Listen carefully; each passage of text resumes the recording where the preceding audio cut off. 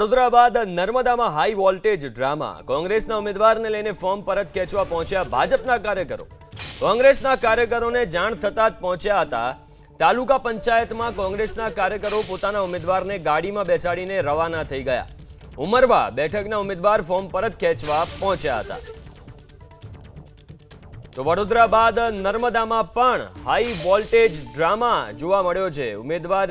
કોંગ્રેસના ઉમેદવારને લઈને ફોર્મ પરત ખેંચાવવા પહોંચ્યા ભાજપના કાર્યકરો. કોંગ્રેસના કાર્યકરોને જાણ થતાં જ તેઓ પણ ત્યાં પહોંચી ગયા. તાલુકા પંચાયતમાં કોંગ્રેસના કાર્યકરો પોતાના ઉમેદવારને ગાડીમાં બેસાડીને રવાના થઈ ગયા અને દ્રશ્યોમાં પણ તમે જોયું કે મોટી સંખ્યામાં કાર્યકરો એકઠા થઈ ગયા હતા. ઉમરવા બેઠકના ઉમેદવાર ફોર્મ પરત ખેંચવા માટે પહોંચ્યા હતા. તાલુકા પંચાયતમાં કોંગ્રેસના કાર્યકરો પોતાના ઉમેદવારને ગાડીમાં બેસાડીને રવાના થઈ ગયા. ઉમરવા બેઠકના ઉમેદવાર ફોર્મ પરત ખેંચવા પહોંચ્યા હતા.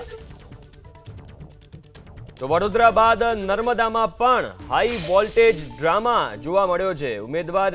કોંગ્રેસના ઉમેદવારને લઈને ફોર્મ પરત ખેંચાવવા પહોંચ્યા ભાજપના કાર્યકરો. કોંગ્રેસના કાર્યકરોને જાણ થતાં જ તેઓ પણ ત્યાં પહોંચી ગયા. તાલુકા પંચાયતમાં કોંગ્રેસના કાર્યકરો પોતાના ઉમેદવારને ગાડીમાં બેસાડીને રવાના થઈ ગયા અને દ્રશ્યોમાં પણ તમે જોયું કે મોટી સંખ્યામાં કાર્યકરો એકઠા થઈ ગયા હતા. ઉમરવા બેઠકના ઉમેદવાર ફોર્મ પરત ખેંચવા માટે પહોંચ્યા હતા.